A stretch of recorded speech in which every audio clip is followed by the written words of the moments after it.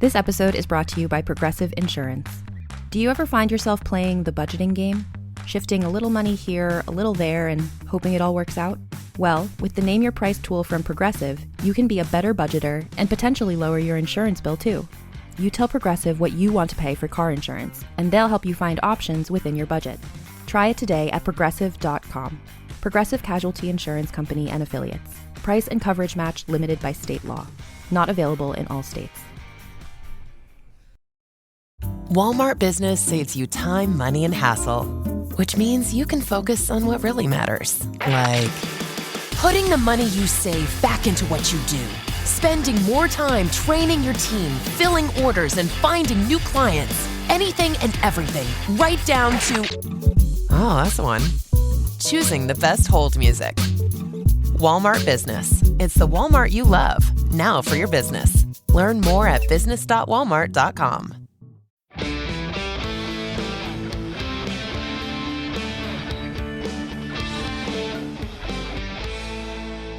In 2005, two brothers set off on a road trip that would eventually save the world and change television.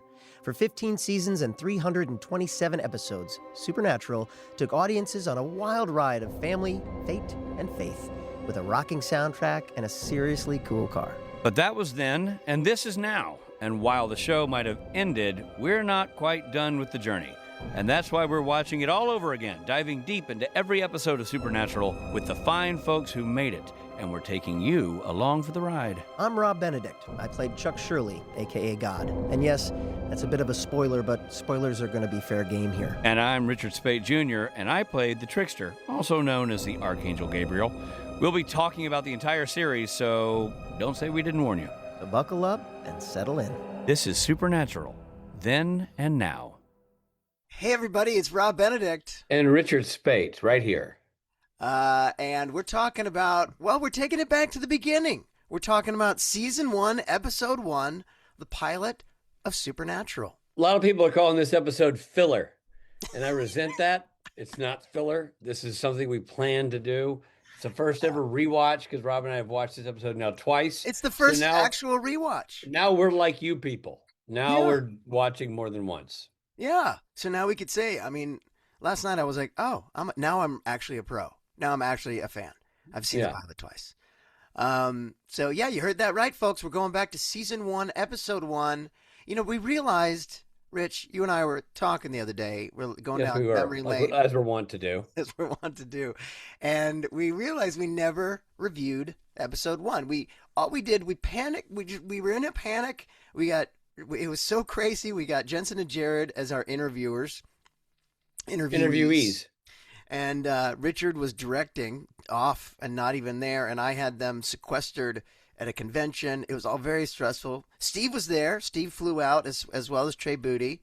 Yeah. And you know, people who don't believe that happened, there's a great photo of Trey Booty and Steve It's the Hine best picture ever taken. Squatting while standing next to For no reason. Giant men. For no reason, they're squatting.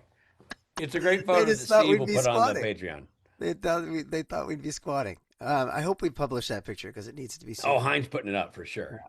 Yeah. But we never actually reviewed the episode or gave it a beard rating, Rich. Can you believe? No.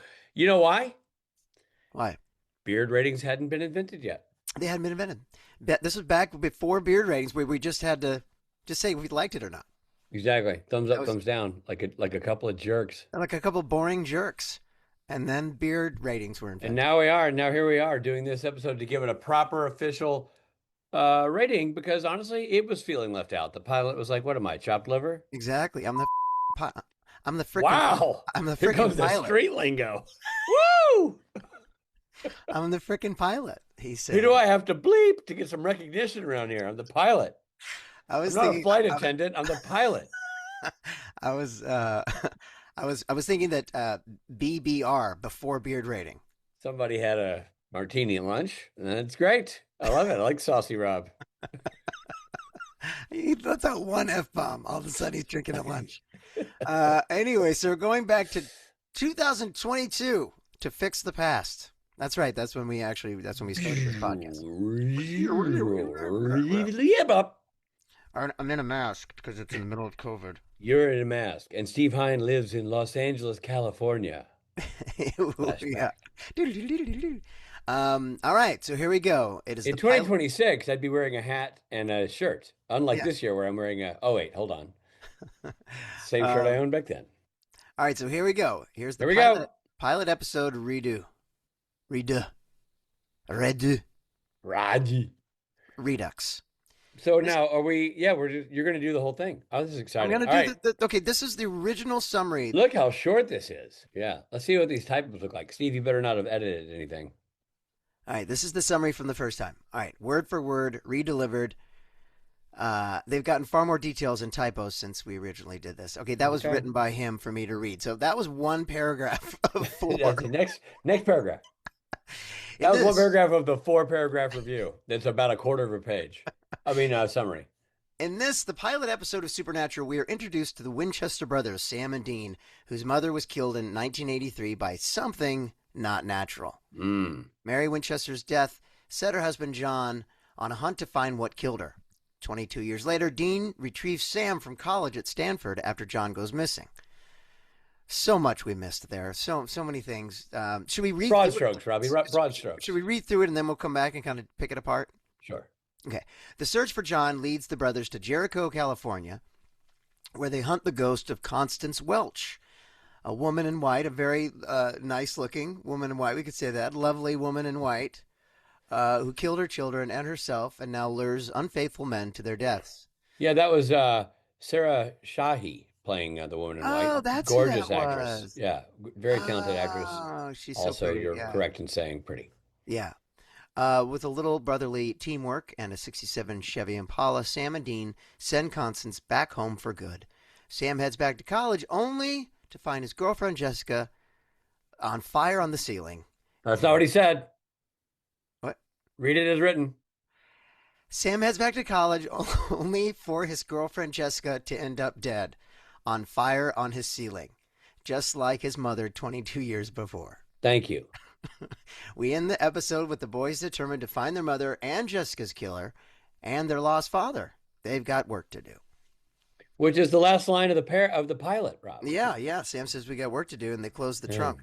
I did do Rob's dumb notes, just so we can remember. Thank goodness. What happened. So first of all, I feel like we should give this summary a rating. Okay, clean shaven. Yeah, absolutely. Mr. Nary Clean. a stubble. Mr. Clean for me. Mr. Clean. You got so much better, Steve. So much more detailed. And I'll tell you what, Robbie, just so we're not giving it the same rating, I'll give mine the Telly Savalas, and you can give yours the Mr. Clean. Okay. So here was my sort of dumb notes, if you want to give the dumb note theme song. Dumb notes, nobody likes them. Dumb notes, Rob's annoying to everybody. Dumb notes, dumb notes, dumb notes. So I forgot how many sayings there were from that are actually in the pilot. Like Dad's on a hunting trip, that kind of stuff. Yeah, exactly. And driver picks the music. Driver picks the music. And jerk, bitch. Like those were like. Oh, that was right. Yeah, jerk, bitch. So I just that stuff. Iconic already. And this is just the whole time I was thinking, what a great pitch, what a great pilot. Kripke is what a great sell on a pilot. Kripke, dude, it's the perfect pilot. I mean, if you're studying writing, I'm not joking. Structurally, it's the perfect pilot. Aside from the fact that it's very well written, just how it sets up an event and then flash forward, and the people affected by that event are still unraveling it, and how we see the brothers close, and then next time we see the brothers, Sam's doing something else. He's in college. We don't know where the other brother is. We don't know why they're not together. That's all revealed slowly over time. Yes. You know what I mean? It's just so well done. We get the whole backstory, and it's a procedural show. So you get to see what every episode's going to be. It's not like we also have, because it packs a lot in there. You get the Dude, I forgot there's a whole thing. Lady in White. Lady in White. Yeah. So they're ultimately that's their villain of the week, their monster of the week, and you're going, oh, this is what it's going to be. So a lot of times pilots will be like, you set up this wonderful family, and at the end you discover that the dad has another family, and then you know what I mean. But you don't really get to see what every episode's going to be.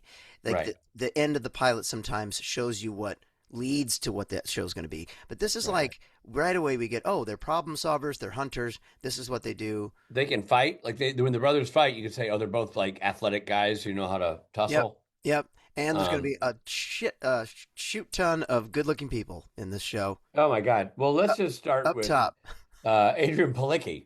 Adrian Padalecki is just rounding the corner. She's just a goddess. She's just a beautiful person. I mean, and for the record, Rob and I know her. She's also an amazing human being, great individual. But holy smokes! I mean, she's a knockout now. She's still a knockout. I know. She's so it's so good looking it hurts. And same with Sam and Dean. I mean, in the prime of their Sam and Dean-ness, so young. So Rob, you got to be honest. When you were watching Sam and Dean like talk and stuff, were you kind of secretly hoping they'd start playing hockey? No. Come on, Robbie. It's just us. No. But you said it did remind you of that show, and I get it. What's the show called? I don't even remember. Right. Just look at the poster slightly off screen to your left. Hold on. Heated rivalry. Yeah. So anyway, yeah, they're good looking too, and then of course, Women in White also great looking. Yeah, man. And so much good acting. I mean, the sheriff, R.D. Call, who plays the sheriff of the whole thing. Oh my God, he's so great. good. The dad who the father of the Woman in White. I mean, the husband of the Woman in White. Oh, Steve Railsback. Yeah. How do you know him? Steve Railsback is a known guy. Huh. He was the first Charles Manson. He played the first in the original movie about the life of Charles Manson, the Manson murders, that came out like 3 or 4 years after the book came out. Steve Railsback and his wife Deb. Steve Railsback is a known guy. Like Railsback, and it's a famous story. You'll appreciate this. He got cast as Manson. He did Manson after the Vincent Bugliosi book came out, Helter Skelter. They made a movie of it. Yeah. Not that long after the murder. So kind of like Flight 92 came out after 9/11. Yeah. Yeah. And Railsback played it. That was one of the most upsetting things that had happened in America to that point. And Railsback did it's worth watching, if nothing else, the courtroom, where he just does the dialogue is the transcript from the trial. Yeah. And so he does a monologue that is a Manson monologue from the trial. And Railsback is so good that even in interviews, he said, I never worked because he was Manson. It almost killed his career. It put him on the map and took him off the map in one fell swoop. Wow, crazy. He did a movie called The Stuntman, I think, after that, or something like that. But yeah, he did a couple of things, but not. He didn't become the movie star that performance would have made him were it to happen today. Right. Well, he was great in it. He's great, so good. Oh my God, he's so great! And did you notice that David Nutter holds on him super long? Yeah. Because he's just acting his face off. Face off. Yeah. Just keep. And he just stays there, and he's staring at. And it stayed in the attic with his eyes full of tears. And he's just standing there, and you can see he's like at the brink of punching Padalecki. Yeah. And he calls him something like you jerk, you big. Yeah, man. But that's like Steve Railsback, just bringing it. Yeah. So much packed into the pilot. There's the the dead, the even that at the end. I forgot that Adrian Padalecki is on the ceiling, burned. Oh yeah, she's on the ceiling, burned. I forgot that happens in the pilot. But yeah, mom burning on the ceiling. Yeah, and you've got that whole thing, and then he comes and he pulls Jared out. Deputy Jaffe was played by Derek Webster, who's an actor our age who works all the time. Even the kid in the car who gets killed was really good. Oh yeah, who was the kid in the car? I don't know who that actor is, but he looked very familiar. Yeah, and it was just, and it's so well directed by David Nutter. It's so well written. I mean, it's a perfect example. I talked about how, as a structure, it was a perfect pilot, the way it was written. Yeah. Also perfectly cast. Yeah. Which is, kudos to, everybody at the network, top down, Kripke, David Nutter, all the executive, Bob Singer. That was a home run. Was Bob Singer involved in the pilot? Yes. He was. Okay, yeah. So all those dudes, McGee, if he had anything to do with it. And like you said, Nutter, who we've talked about, but not in a little bit, but he was the the guy. He was the pilot director of about a decade, where Yeah. if he made a pilot, the odds are it was getting picked up. Yeah. And you see, look at the shot, like when the boys are going, they're going to go out this iron door, and it's like blasting light, and they're silhouetted. It's just the shots are gorgeous. Yeah. And all the fire sequences, it's a real fire. Yeah. And even the visual effects that are like when the woman gets sucked down the hole, obviously it's dated because of what they can do now, but for what it was in the time, it's great. Yeah, and the at the beginning, the shadow of the trees on the house are animated. Did you notice that? No. It's in the setup right before Mary's on the ceiling. They go into the Winchester house, and the trees are sort of shadowed against the house, and they kind of become alive a little bit. Oh my God. Yeah. It is so good. It's so trippy to see. Speaking of young, how about a very young Samantha Smith? Yeah. Rolling across the screen. Yeah, my goodness. And Jeff. Jeffrey Dean Morgan. Yeah. And her up on the ceiling. It's a good bit, man. Like the whole reveal, and there's a guy standing there telling her to shush, and then she goes upstairs, and you don't know what's going on. It's so good. Yeah. It's all so well done. And jump scares, like legit jump scares. So again, it's just so hard to write and produce something like that at the end of it, you go, oh, I want to see what happens next. I'm watching this show, and I know I know what I'm going to be getting. There's so much story set up, Rob. Yeah. Like that Jared left because he wanted to get an education, and Dad basically said, "Well, don't let the door hit you, or the good Lord split you." Yeah. Dean is the oldest one who's in charge of taking care of his brother, which he did as a baby, but now he actually needs help, which he has never admitted, and now he's doing this thing, and he actually wants the teamwork. And the thing about being a hunter is a thing. Like, she doesn't know what you are. You're a hunter. Right, exactly. Because he had been hunting until he wanted to go to college, and then he's like, go to college. Right. But he gets sucked back in because the two most important women in his life are gone. Yeah. And it introduces Baby in a fun way, and and even the trunk of Baby. I say I thought it was cool to see all the trunk stuff was cool. Yeah, and that last just shot, really interesting. Tarantino shot through the trunk to the guys. We got work to do. Very classic-esque. So classic. Just a great episode. Very well directed. Again, shot on film. Looks fantastic. I also had not shot in Vancouver. Oh, that's right. They shot it here. Here in LA. So. Didn't shoot it. They didn't shoot it. You're right. I forgot about that because first of all, there's no rain, but also there's a shot where they pull up to his apartment or his house at the end before he goes in and finds her on his girlfriend, Sam.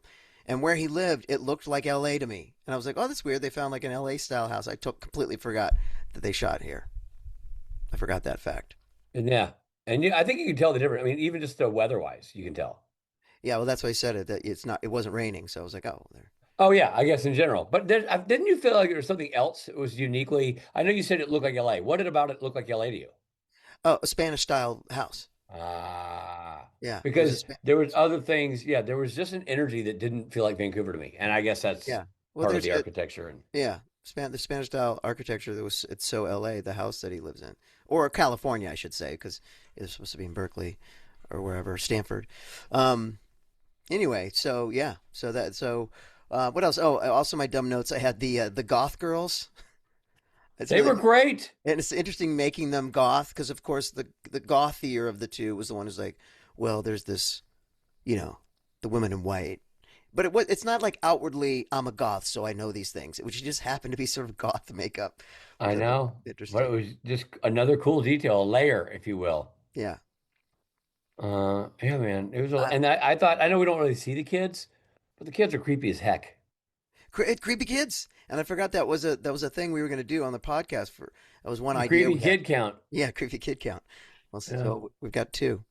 I'm just got to laugh at myself on my dumb notes, which I'm writing on my phone, the note app, as I'm not literally looking at the phone. And it says, "How is there so much packed into that cricket cup?" What? What were you trying to write? Dead boyfriend, Winchester drama. Are those girls golf? Cricket cup? I don't know. Into the pilot. I was trying to say so much packed into the pilot. I don't know if you were. You got and then I said, are those girls golf? But I meant golf. Goth. Anyway, but yeah, very enjoyable. And honestly, it's amazing how much you forget in 5 short years. But it I it know. it it really, it was fun to watch, and I thoroughly enjoyed rewatching it actually. Yeah, me too. It was fun to revisit. I did it under duress. Hein made me, Uh-huh. but you know, I know. I survived, and here we are. You're like, can I please enjoy my beach vacation? Uh, yeah, And my beach vacation. Um, well, I guess it's the time to finally anoint this thing and make it official and give it a beard rating because it didn't have one. So no, let so me do my let's. little thing that I do now. R, R, R, Rob, and Rich. Ratings. I feel like your title got better too. That was a good. It's Thank you. gotten it's gotten better from there. Thank you. I appreciate it. So, um, It's a perfect pilot. it's I'm going perfect to give pilot. it, I mean, I'm going to give it I got to give it the highest rating of all time because without this being a home run, there's no Where are show. we? Who are Yeah. we? You, me, and Hein are getting together once a week to talk about nothing. Yeah. So What's the point? I'm going to say it's a Stapleton stapled to a Waylon Jennings, standing on the shoulders of Chris Stapleton while they're all in a Santa suit wearing a Santa beard.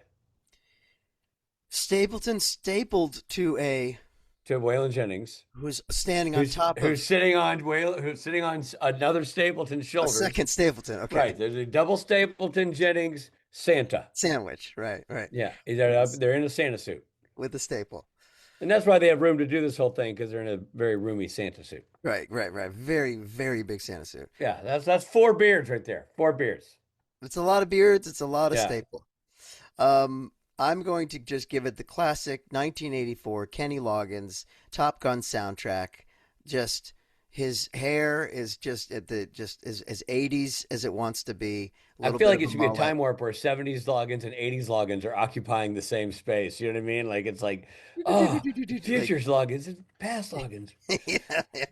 And Messina's like, where am I? And it all takes place at the Staples Center because we've stapled Stapleton to a Stapleton. That's what we should have done. And by the way, nobody's more shocked than, that's right, Maureen Stapleton, who's going to climb through the curtain for the kids. You know, they love Maureen Stapleton. Look it up, kids. Look it up.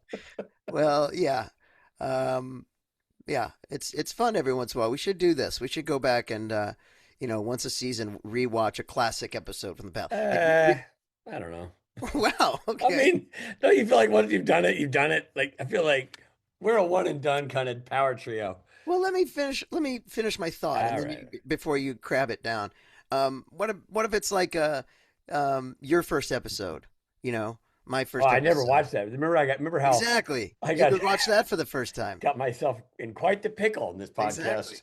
Exactly. And then in a couple of years we can do French Mistake again or something. It's like those classic ones you can read. Well, in many ways, the whole thing's going to start over again when you and I pass away and our sons take over this podcast. And they watch it for the first time because it's funny when Margaret, the baby, my baby's 2 years old, and she, in the morning I take her downstairs and the only TV she watches all day are like 20 minutes after she wakes up. So I turn it on and it's already on Supernatural because I had just been watching it.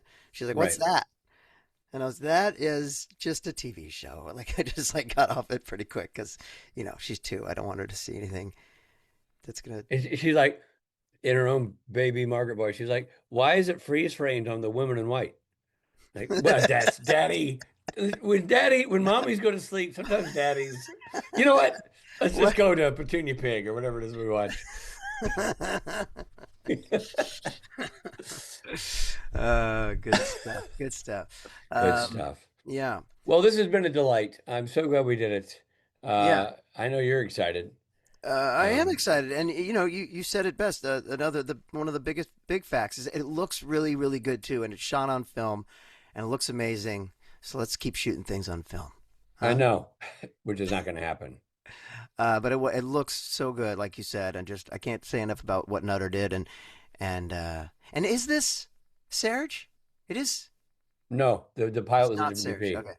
Well, there's some really cool shots through the shadow of on the boys' faces through the fence, and just really, really again daring shots. It's in one way it's very CW, very hot people, but it's also very un-CW. Agreed. Like cinematically, not CW at all. Yeah. The heat factor. Yeah. Very CW. Yeah. And very dangerous stunts, by the way. Real fire. Jensen and Jared have talked about that. They were both, Jared was in the room when it was on fire. Jensen had to run into the room when it was on fire. Things that would never happen. Well, now. Speaking of, let's go back in time and listen to the original interview we did with Jared and Jensen, where they talk about that fire and a lot of other very interesting stuff. This is from the first time we ever did the podcast. Okay, here we are. First of all, Jensen Ackles, Jared Padalecki, thank you so much. Thank you so much. Thanks, thank Rob. you so much. Yeah. Rich. Thank you, Rich. Thank you, Rob. And so we're going to start with the pilot of Supernatural. So I have to admit something. I watched it just the other day for the first time. And I have been doing the conventions for, 12, 13 years, but I've never watched the pilot. So it made so much sense. How many episodes have you actually been in, too? Like 20, 21. Exactly. Yeah. What about you, Spate? Are you winning this battle, or are you losing this battle of most episodes of Supernatural?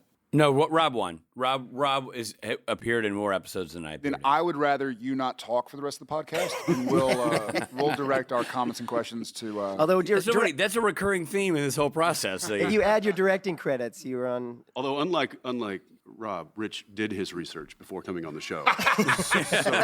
so he did watch the first episode. Rob still calls me I was Jared. getting texts from Rob last night going, did you know that Jeffrey Dean Morgan was in Supernatural? Like, he's just discovering new elements. A lot of stuff made sense. I'm like, that's why he comes to the convention sometimes. It was listening to Rob live tweet the pilot 15 years later. He's like, holy shit, they're brothers.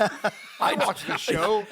When is it going to air? When does it launch? Changes Does it premiere? the whole dynamic. Yeah, it was actually great. And you guys have been your friends now for a while. And We've known each other. Okay, sorry. We've known each other. We've been acquaintances. You sometimes answer texts, but to watch the pilot, you're so young. It was a long time ago. Do you have a memory of what that was like of shooting it? How clear is that in your mind? The pilot for me is pretty clear. Mm-hmm. Yeah. The casting process, the pilot, I think because shooting the series Supernatural, sometimes you'll be filming an episode on Tuesday that you get the script on the prior Friday. Right. So you have 3 days to kind of go like, okay, I better not forget my lines. Whereas the pilot, it was like shooting a movie where you're living this 48-page script for a month or 2 months or whatever it is, not like for 3 days so you don't forget your lines. And so you're trying to figure out who you are. You're trying to establish like, okay, who is this character? What do they want me to do? What am I going to do? I feel like we were, and I could be wrong, but I'm having a memory of us doing preliminary reads prior to the holidays and then coming back in like January and doing our executive reads and getting the role. That feels right. So you're auditioning like in front of producers, and then you came back in January and tested in front of them. Well, for us, it was I think so. I think you're right. For us, it wasn't really an audition as much as it was a meeting, because Jensen was on Smallville, I was on Gilmore Girls, and so we both already had a relationship with Warner Brothers Studios, and at the time, Warner Brothers Network. And so, like, we know these guys. Like, they show up on time, they hit their marks, they say their lines, they hang their wardrobe. Right. There are a lot of talented actors and actresses out there, but I think one of the reasons, and I don't know if I'm jumping the gun here and talking about something that we're supposed to talk about later, but one of the reasons that I fully believe that Supernatural went so long is because everybody who got involved, with minor exceptions, was just easy, you know? Like, and Ackles and I were just sort of like, we always talked to each other, like, we just kind of thought of ourselves as soldiers who didn't have to risk their lives. It was like, okay, you tell me where to be, tell me where to go, tell me what I need to do, and I'll do it. Yeah. Not like, well, 4 a.m. is early. Yeah. And I remember, and I'm sure Ackles does as well, like, back in the early days, there was no social media. The ways to publicize a show, and we shot in Vancouver. There were no iPhones. Yeah, that's right. So they would swap us out and be like, hey, we're doing a radio press tour next Monday. Jensen did the last one, so you're doing this one. Right. And what that meant was that we'd wake up at 2:45 in Vancouver to make sure that we were on a phone call at 3 a.m. to air live at 6 a.m. on the East Coast. And so we do an hour of, New York, Boston, DC, Jacksonville or whatever. And then at 4 a.m. Vancouver time, it was now 6 a.m. in Chicago, Dallas, whatever. And so you would do 4 time zones, so 4 hours worth of radio interviews. You'd wake up at 2:45, start from 3, go till 6 or 7 or whatever. And then you'd get picked up and go to set and shoot an 18-hour day. Yeah, so it was just a lot of work. But again, especially in those days when we were both 20-something without wives and kids. We can handle it. We were like, all right, whatever. Do it with no sleep. We'll be a little tired. I'll take a sip of coffee at 8 p.m. to get me through the next 6 hours. Right. Do you remember when you met each other? Yep. I do, yeah. Was there a chemistry read? Well, literally the network studio test was basically our chemistry read. Okay. So, I can see it as clear as day. Walked into the WB ranch, and now was Eric Kripke there in the room and David Nutter, the director? They were there. And is that when you first met them as well? No, we had pre-read with them. We had met them. A month or two before. I had done one of my first ever jobs was an episode of ER that Nutter was directing, and I was a guest star on it. And Jim Belushi was my dad. And so I'd worked with Nutter, and I feel like I had auditioned for something else with him. I can't recall exactly. But then Kripke I'd met just independently. PJ, I think, was there. Nutter, Kripke. All producers on the show. Yeah. I knew Nutter from Smallville. He directed the pilot of Smallville. Okay. And it came down to me and Welling for Superman. Wow. So I'd run that gamut with Nutter once before. I read once for them. I didn't even read for Dean. Really? I read for Sam. Wow. Those were the sides. Yeah. They were like, okay, we have an idea of who Sam is, so let's see what the you sides tend were. towards. It was a scene between Sam and Dean. Did it end up? Was it just empty sides? I don't they recall. Were only reading. Was it Sam's. empty sides? Do you recall if it was empty sides or if it was actually a scene from the episode? It was empty. Like was it just written? Yeah, for it was the just audition? it was just a basic audition scene. But Dean was still written with, the voice that carried through and became the character. And I read for Kripke and David at Wonderland at McGee's offices on Sunset there. Oh, of course. And I sat down and David said a few nice words because we'd gone through that Smallville thing together. And then I read for Sam. And then at the end, I was like, guys, I really appreciate it, but is there any way I could read the other guy for you? And they both looked at each other and laughed, and they were like, you don't have to. Oh, and then that was it. And then the first time I ever read Dean was when I walked in, met him at the ranch. I looked at the sign-in sheet. There was no other names. He was the number one name on there. And I signed in right underneath him. And I looked at him and I was like, where's everybody? Because usually there's five other actors per character. Sure. When you chemistry read, you'll read. Exactly. Swap people out. 1 with 6, 2 with 7. And exactly. Nobody showed up. And they finally came out and said, Jared, Jensen, we're ready to have you back. And so we went back there. We went into the room with all the suits and we read together for the first time. Oh my God! Was it in front of everybody? In front of 20 and that 25, was 30? Yeah, it was 30 executives in a big office. And I read for PJ, Nutter, Kripke, and McGee, and I read Sam. And I had a holding deal with Warner Brothers at the time, which basically meant they were going to put me on something. So it was like, hey, you can't audition for CBS or ABC or NBC or Fox or whatever else was on at the time because we're going to hire you next year on something. We just don't know what. Maybe you'll be a guest star on Dawson's Creek, or maybe you'll have your own show or have whatever. And I read, and I'm going to sell out our mutual friend Eric Kripke right now.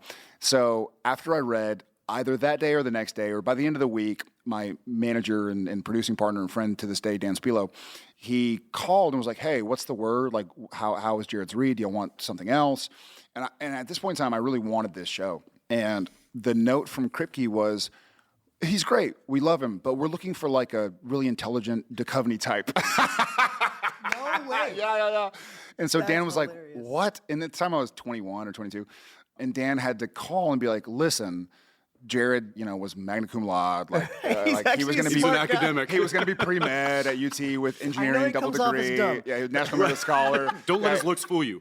He's a giant. He looks dumb and he bumps into stuff, but I promise he can play the Duchovny intelligent part as well. He just farts a lot. I fart a lot. But he smells and he'll break shit. I still tease Kripke that he didn't want to hire me initially because he thought I was stupid. Hilarious. What turned his opinion around? Like, I paid him a lot of money. I wrote him a check. He still thinks that. Well, back in the day, still- he just wanted. he never changed. No, he his never idea. changed his opinion. Yeah. But you never went back to read again. So it wasn't like he No, gave no. you. Back in the day, Kripke, he just wanted brown paper bags of black tar heroin. Right. And back in now the it's day. a different kind of I just did the boys. He's still going strong, man. Yeah, I don't know. I wasn't privy to all the conversations, but I think when Spilo called, it's like, listen, this guy was actually an academic in school. Like, he was national merit and he was going to do pre-med engineering at UT, this and that. They were like, okay, well, let's give him another shot, but have him smart it up a bit or dumb it down a little bit. And so that's when, so a week later, whatever it was, that's when Ackles and I met there at the ranch. I see. Yeah. And then when did you realize that you had chemistry, that the two of you, that this was going to work? Because in the pilot, the thing that really makes you go, oh, this is a show I want to keep watching, is the two of you and the chemistry you have. The producers say, by the way, that the scene on the bridge is when they knew when they were shooting. I felt it kind of instantly because, it was just he and me. And so you're in a 10 by 10 waiting room waiting to get summoned to walk 2 doors down the hall to the room with the 30 people that will decide your future. Right. And so you just kind of shoot the shit a little bit. And he's like, so where are you from? I was like, Texas. He's like, where? Texas? He's like, me too. I was like, cool.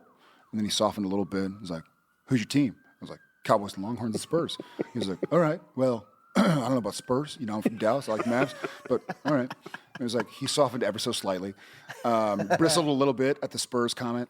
He's like, so you ever listen to country music? I was like, do I ever listen to country music? I'm a Texan. He's like, okay. Softened a little bit more slightly. He's like, tell me about your family. I was like, all right, well, I got an older brother, younger sister. What about you? He's like, I got an older brother, younger sister. Like, it's easier to work for the CIA than to exactly. waiting around. Never do a chemistry read with Jensen Ackles. Good But Lord. long story short, we shot the shit for whatever, 10, 15 minutes. Realized that we both had parents that were still married, living in the house we grew up in Texas. We liked the same teams. We listened to the same music. We both kind of play guitar and like to be athletic and fit. And there was also something, and I don't know if you guys remember this, but back in the day, those audition rooms were really an interesting kind of toxic almost. They were an interesting window into like human emotion and all of it, human nature. And I always kind of strived to take the air out of that.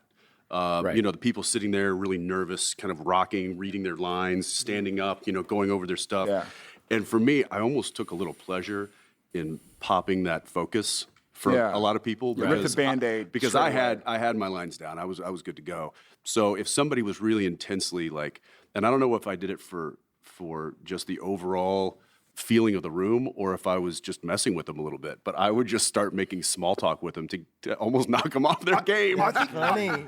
I think that's what you're doing to him in that moment? Well, no, because we weren't going against we each didn't other. know- But yeah, I think we I weren't was just against each other. I was just used to popping that pressure, But also- releasing that pressure a bit. also- and so it was just make some conversation with the guy. And even to this day, once you're about to test for Studio Network, you've signed a 6-year contract. Right. And so if you go into the room next door to the waiting room and they say, cool, we'll take you, that's the next 6 years of your life. And so Ackles, to his credit, was like, well, let me ask some hard questions off the bat, as opposed to like, how's your day? Right. Good, how's your day? Oh, good as well. I might have to put up with this guy. Yeah, for a I few might have seasons. to live with this guy for the next fucking 6 Right. years if we were so lucky. Yeah, right. And I kind of do a similar thing. It's been a while, but if you have 10 minutes before you have to get married to this person or not, you don't want to ask like, what's your favorite color? Right. You want to ask like, all right. Where are you from? What are your likes and dislikes? Yeah, what's your family history? Yeah. Yeah. Okay, guys, hold on. We're coming right back.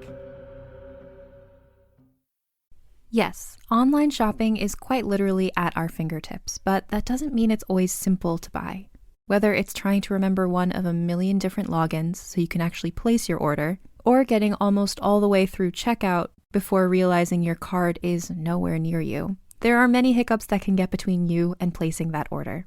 Which is why it's such a relief when you see that purple pay button that has all of your information saved, making checkout as simple as a tap of your screen.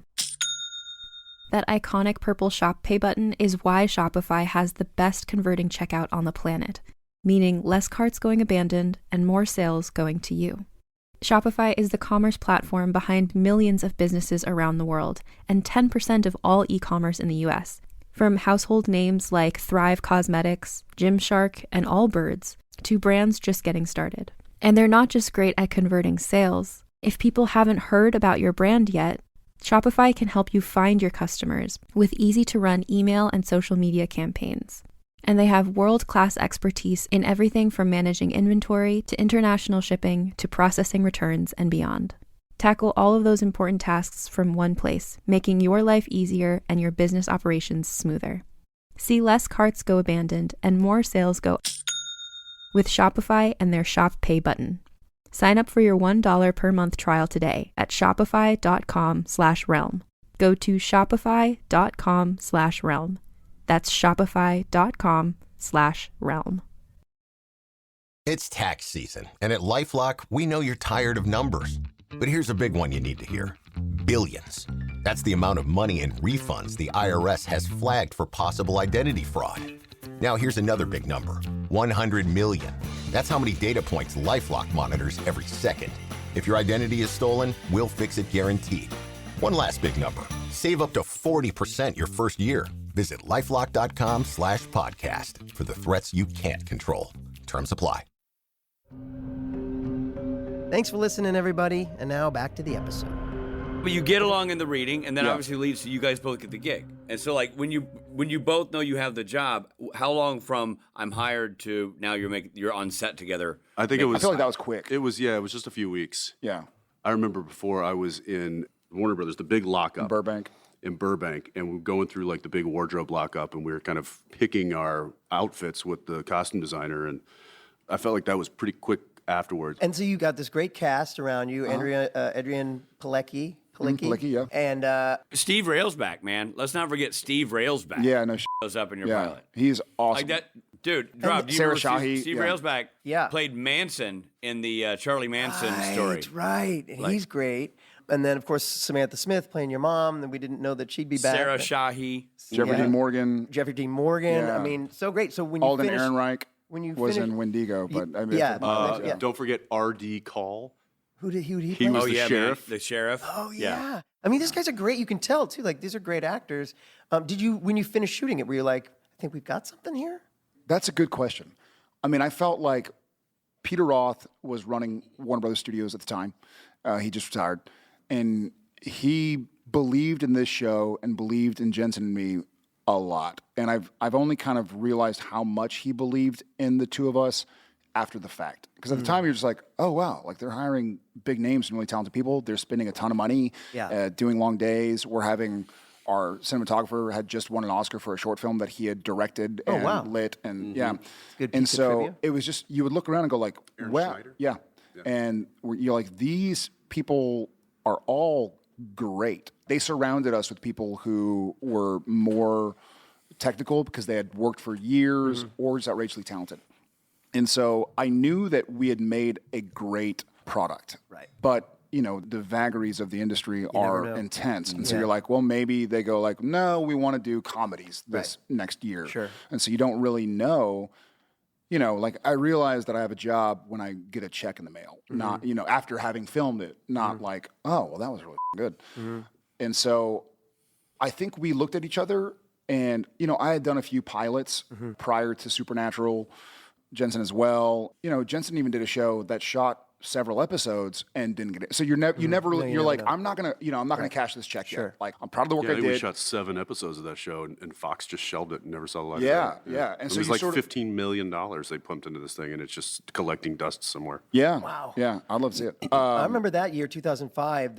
Every network seemed to have some kind of supernatural kind of show or alien show or something that it's right after Lost. Lost was on the year before. And so this year there are a lot of like Heroes. Heroes was that the same year? It was the year after, I thought. Year before. Really? I think it was But the year. 2005 was Invasion on I think ABC, Surface on NBC, and a show that I was on called Threshold on CBS. Never heard of it.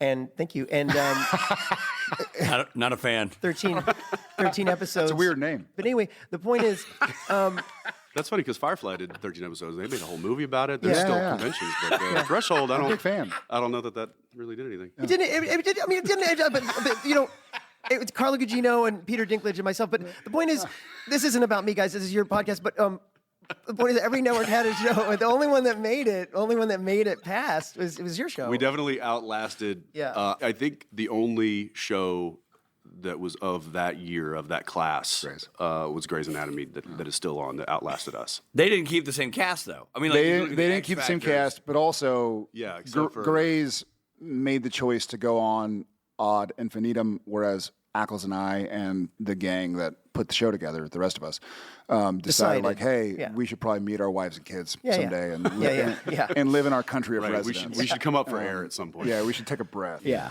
So tell us more about Threshold. No. No, I have two thoughts about the pilot. So you talk about the DP. I noticed visually, it's much darker than the rest of the visually. It's a darker tone and more contrasty lighting. It's really it's more lit like a horror movie, I think, than the show ended up being. Well, that was kind of the initial idea. It's almost like a horror movie per week. But long story short, that's unsustainable. That, we would have 3-hour lighting setups sometimes.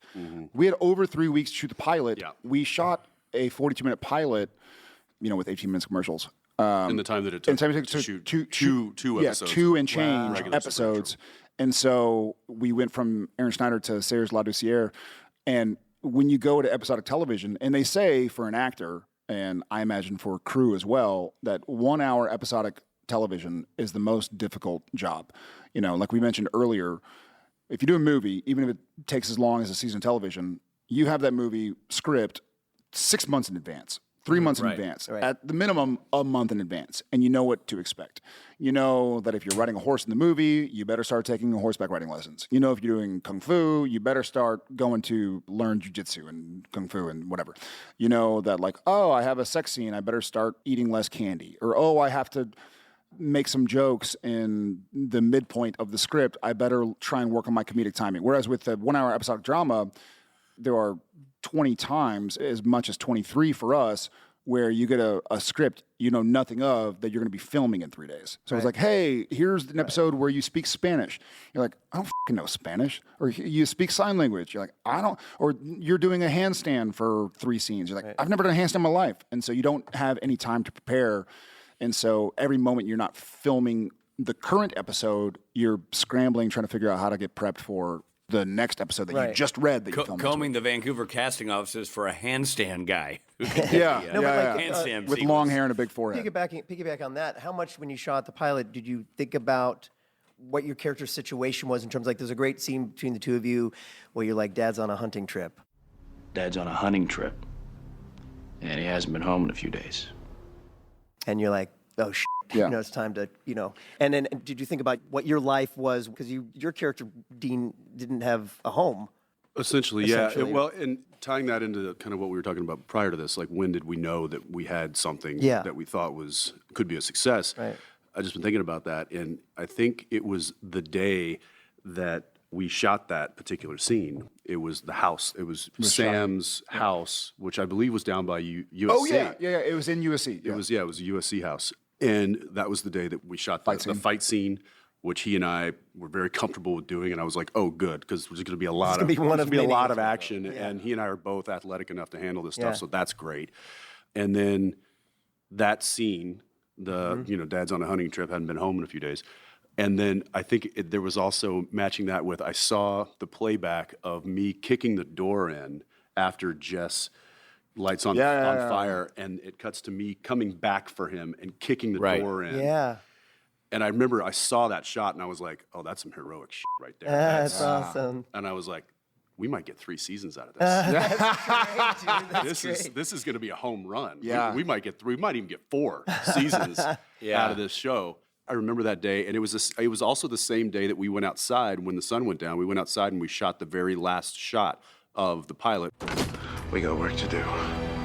Yeah. It was that same day. Was that at Satakoy? Was that at Satakoy Studios? Was that the day that we lit the roof on fire, literally? No, that wasn't that day. This was literally on location at USC, filming at that house. Wow. And we shot that street. All right. And with the back of the Impala that night after we shot the fight scene that afternoon. That's so cool. Do you know that scene, the end sequence of the pilot, and I don't think I've ever talked about this, just because I've never thought about it. But it was multi-part. We shot, him kicking in at the door at USC, me getting the cookies and the note, laying down on the bed and seeing her body, Jeff saw Sam's body on the roof.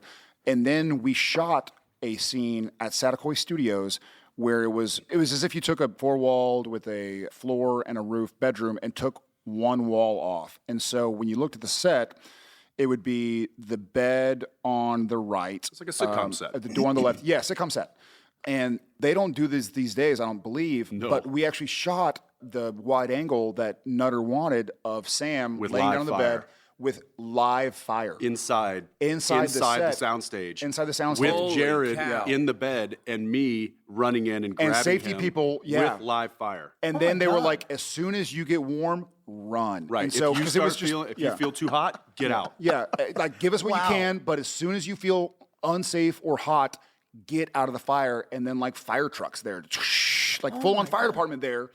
I remember there was one take, and you were really emotional Trying to get into it, in that particular scene, and I'm supposed to pull you back, and you were fighting so hard against me, and I was starting to get hot, and instead of me going like, we gotta go, I was like, I'm getting hot, we gotta go.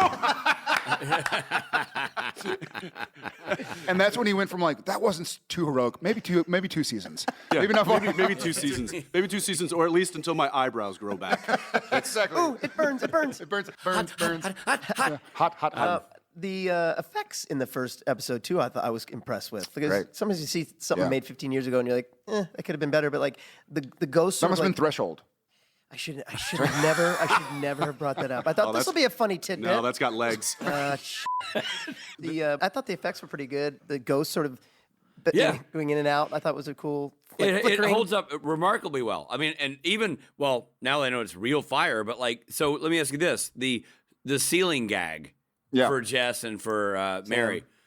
Were you guys around when they shot that? No, I was not. No, I don't know how they did that. Because that's intense looking too. And that also leads me to ask, because you did a pilot with the lady, but you didn't have any scenes with her, did you ever meet Sam Smith? Yes. We met her the day they shot the Get the Boys Out of the House. We met her. I remember meeting Jeffrey Dean Morgan as well that day. We met him. He was really excited. He was like, "Hey man, this that was great." when he runs with young Sam and to get out of the house. and hands Runs him off with to Dean, hands him off to Dean. Says, "Dean, turn around and run as fast as you can." Or whatever. Yeah. So that was the same day. It was a big day. It was a lot of big. scenes. Every day was a big day. Like, these were long days, and there were a lot of them.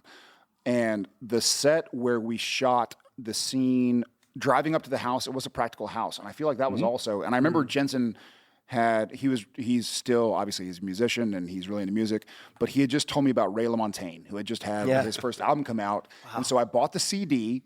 Drove in my SUV, and I think I made it through the entire Ray LaMontagne Trouble album between the time I left my house in North Hollywood and got to set, wherever it was. Wow. And there was one day where I don't think we shot anything after lunch. And that was the scene where Sam pulls up, and then Sarah Shahi's character, the woman in white, she appears, and it's also the exterior of the house that we end up going inside a shoot where the dresser is smashed against the wall.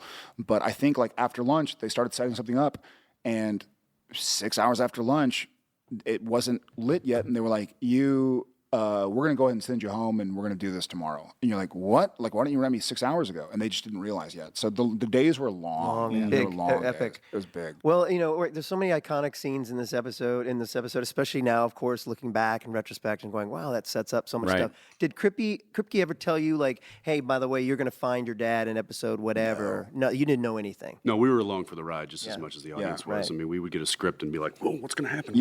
So there was very little kind of discussion, and that model really never changed over the 15 years. I mean, maybe the last couple of seasons. Yeah, there were a few episodes like the French Mistake. They called us ahead of time to say like, "Hey, how do you guys feel about we're thinking about something. This? How do y'all feel about playing Jared Padalecki and Jensen Ackles?" Right. And we talked about it with each other and thought like, how do we feel about it? Like, okay, as long as we're Sam and Dean Winchester, then you can call us whatever you want to call us. But for the most part, Kripke didn't he didn't give us. He never did. I always felt like that. And he didn't give anybody. But he had this like Bible in his head Yes. of where he was going, what was going to happen, the character arcs and stuff, but he didn't share it to anybody. And I would imagine that's just probably self-preservation, so he doesn't lock himself into anything. Yeah. If he needs to pivot or he needs to adjust, he's And he capable had of written doing the that. initial conception of what became Supernatural when he was at USC writing school. It was something that he'd been trying to sell for years, and they were like, that ain't got legs.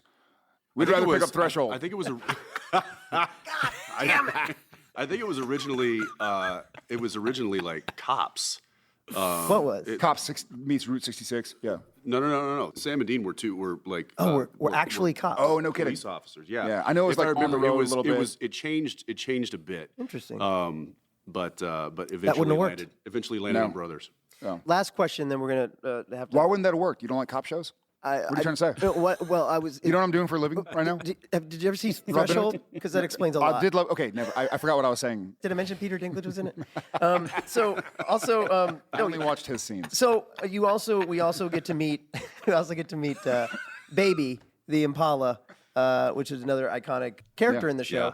Do you remember seeing that and seeing the Impala and going, wow, this is a cool car. This is going to be neat. Do you remember that moment? Yeah. Well, I remember reading it in the script because I was thinking, oh, it's going to be talking about a classic car. It's going to be probably a Mustang, or it's going to be a Challenger, or it's going to be something that. But the Impala was kind of a little bit of a left field choice in the best way possible. Mm-hmm. So I've always been a big fan of that. Krippy could have gone with the obvious choice, and instead he went a little left Full field. gangster. Yeah. Full gangster. Which for sure. I love it. I love that. And there's this element, a little bit of almost like a superhero. You know what I mean? That's your Batmobile. Yeah. You know what I mean? Right. Yeah, very much so. Trusty old. It's absolutely an archetype. You know, I mean, Luke Skywalker has his lightsaber.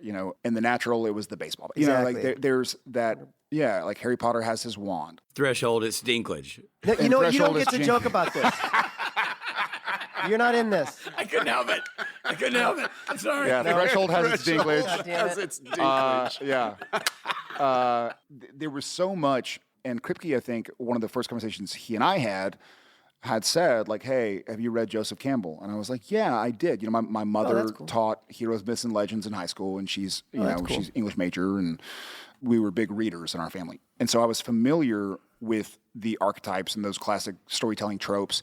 And randomly, I always was a 60s Chevy or just classic car fan. My first ever car was 69 Camaro, which is almost done. It's been being restored for about the last 10 years just because I've been waiting for like OEM parts and this and that. Anyways, and I had also had like a 65 Mustang that I bought and restored a little bit and sold. And I had always been into late 60s muscle cars and late 60s watches. That's cool, man. So seeing it was like, yeah, I don't think I'd ever seen in my life a 67 Impala, you know? Yeah. I knew of them and I knew the engine blocks and whatnot because, I was kind of a nerd. Yeah. He asked me, he very similar conversation. He said, are you familiar with Joseph Campbell and that whole character archetype? And I said, are you kidding me? I love Evil Dead. Ash is like one of my favorite characters. And he kind of paused and then he looked at me and he was like, I chose wisely. He's like, put me behind a steering wheel and I'll do what I gotta do. That's the Dean I wanted right there. That's it. There he is. There he is. Perfect. All right. Well, thanks, guys. Appreciate you talking about the pilot episode. It's epic. It's epic having you guys here. And you too, Rich. We come to that threshold where we're going to change. Oh, God damn it. On that note, thanks for joining us. Hey there, this is Richard Speight Jr., and I hope you're enjoying the episode, but we need to pull over for a few seconds for some messages. This episode is brought to you by Redfin. You're listening to a podcast, which means you're probably multitasking. Maybe even scrolling home listings on Redfin, saving homes without expecting to get them. But Redfin isn't just built for endless browsing. It's built to help you find and own a home. With agents who close twice as many deals, when you find the one, you've got a real shot at getting it. Get started at redfin.com. Own the dream. Your favorite local grocery stores like Kroger, Ralph's, Fred Meyer, and more are now delivering on Uber Eats. Get 40% off your order of fresh, quality ingredients. Whether you just got home to an empty fridge or suddenly got a craving to whip up something new, you can get everything you need delivered in as little as 25 minutes. Get 40% off your order with code Kroger2026. Plus, members get $0 delivery fees. Order now on Uber Eats. Orders of $30 or more save up to $25. Ends 4/30/26. See app for details. Thanks for listening. Now, back to the episode. I gotta say, Yeah. what a rare treat, not only to be able to talk to those guys, but to get them both to actually sit down in a room That's right. at one time. Yeah, no. It's like catching a Sasquatch and a abominable snowman Yes. and roping them together. Or herding two very large cats. Very large, sexy cats. So fun, though. So fun to talk to the guys. Oh, so great. And to get the original story of how they met and how they bonded with each other. And Jensen saying, so what's going on? Where are you from? What team do you root for? Truly. Sounds like a classic Ackles interview. Yeah. So we're talking about the pilot and a couple things we need to track as we go for people keeping score. Yeah. So this is our first installment of the bitch count. Right. We'll be tracking all the bitches and sons of bitches across the entire series because why not? I think we mean as they are spoken, not the actual person who might be a bitch. I mean, nobody thought that. I'm just saying the word bitch. You know what I'm saying, Robbie? We'll just take the check. Thank you. Okay, so we've got two bitches in this episode. Rob and Rich. That's right. But in the actual episode, we've got two bitches, both from Dean.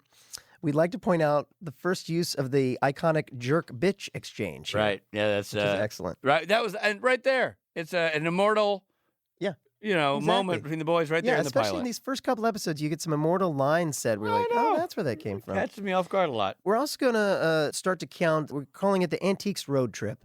And we're counting things that make the show a little bit dated. A little dated. Right. So for this one, do you remember when computer monitors were the size of microwaves? I mean, the computer they do the research on when they go into the library. Yeah. I know. And it's like a dot matrix printer. Yeah, exactly. I got one for you. Yeah. In the opening scene with Sam in the bar, the guest star talking about, I don't have the perfect family. And the guy goes, yeah, well, we're not exactly the Huxtables. He makes a Cosby Show joke. That's right, yeah. Which you can't really make anymore. Nope, I can't even say it here in the podcast. No, we might be cutting that out. And then the other thing we're going to walk you through is Creepy Kid Watch. Oh, There are a lot of creepy kids on this show.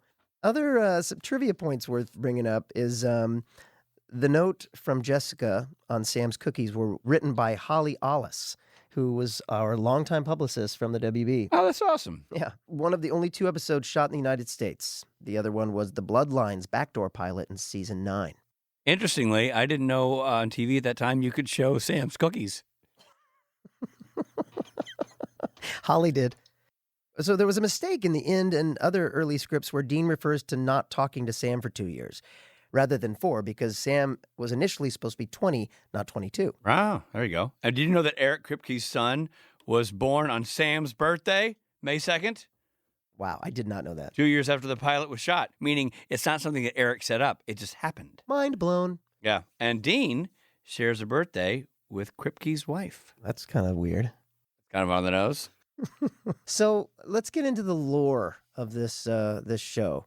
The Woman in White is a real folk tale with many forms. The key inspiration for this version is La Llorona from Mexico, a figure who's possibly has origins in pre-colonial indigenous culture. Originally, the woman who was the subject of the hit song from the 80s, My Sharona. That's right. But the Mexican version was La Llorona. Right. In the most common version of the story, La Llorona, the weeping woman who lost her husband, sometimes to death and other times to infidelity, as in Supernatural's version. In her grief, she kills her children. Oof. She immediately regrets this because it was a bad idea. Yes, bad she shouldn't choice. have done that. And then she drowns herself, which is it's hard to do. But because of her crimes and suicide, she cannot enter heaven, and so she wanders the night weeping. In other versions, her children are illegitimate, and she kills them because their father will never accept them. Oh, but it's nice. She obviously has her crap together. Stories of mother killing their children go back a long ways in many cultures to figures like Medea in Greece. As Sam notes, there are other women in white all over the world. It just seems to be a popular choice color for ghosts. Interestingly, the woman in white is not allowed to appear after Labor Day. This episode also combines the woman in white with another popular story, the hitchhiking ghost. Interestingly, there are stories in Hawaii of an old woman in white asking for rides on the Big Island. She gets in the car and then disappears, and it is believed she is the volcano goddess Pele, which was popularized in the cartoon that The Rock was in. Moana. There you go, Moana. And one of Brazil's greatest soccer players. That is correct. Pele was also a soccer player. This pilot episode stars Jared Padalecki as Sam Winchester, Jensen Ackles as Dean Winchester, Jeffrey Dean Morgan as John Winchester, Samantha Smith as Mary Winchester, Adrienne Palicki as Jessica Moore, and Sarah Shahi as Constance Welch. The episode also features R.D. Call, Steve Railsback, Derek Webster, Emil Walker-Smith, Elizabeth Bond, Miriam Korn, and Robert Peters. The episode was written by Eric Kripke, directed by David Nutter, edited by Paul Karasik. With music by Christopher Lennertz and featured songs by Ginger, Classic, Eagles of Death Metal, the Allman Brothers Band, AC/DC, and Keith Rozier. Or if you're watching on Netflix, you'll hear music by Rabbit Junk, Revenge Freakchild, The Loveless, and The Bad Touch. It was executive produced by Eric Kripke and Robert Singer. And it first aired on September 13th, 2005. Well, that was fun to revisit. It sure as heck was. Oh my gosh, I almost got through this whole bucket of popcorn. What a delight. I can't wait to see the picture of Trey Booty and Steve Hines squatting.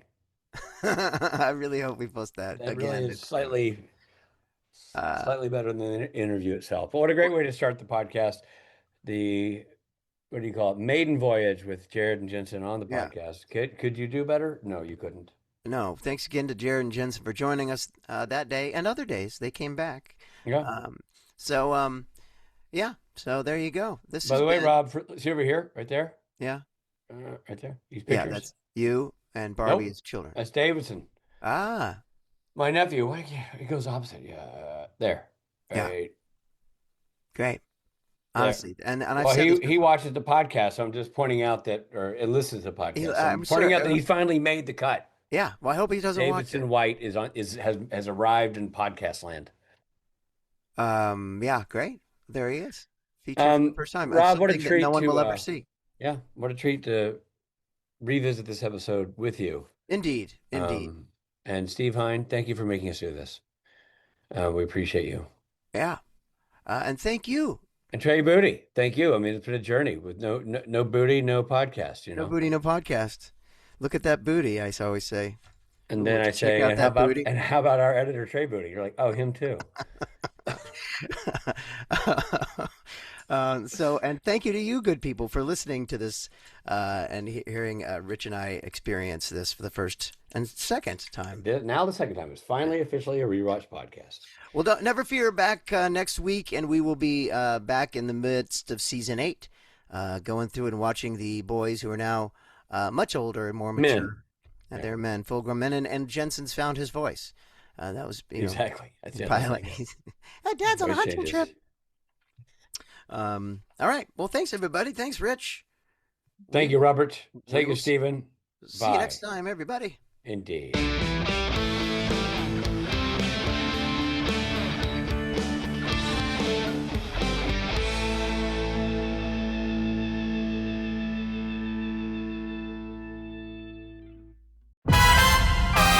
The world of Sonic the Hedgehog has been thrust into a not-so-dark, not-so-stormy hard-boiled detective story that probably nobody saw coming. Follow Sonic and the intrepid Chaotix Detective Agency as they take on their biggest case yet. This high-flying, action-packed adventure will take them across the world, fighting for every clue they can find. It's one heck of a tale, which is good, because this story might be the only thing that can save their lives. Well, if that's all, I can just dispose of you. Wait, what? All will be revealed in Sonic the Hedgehog presents The Chaotix Case Files. Listen now, wherever you get your podcasts. The Chaotix are on the case. The war is over, and both sides lost. Kingdoms were reduced to cinders, and armies scattered like bones in the dust. Now the survivors claw to what's left of a broken world, praying the darkness chooses someone else tonight. But in the Shadow Dark, the darkness always wins.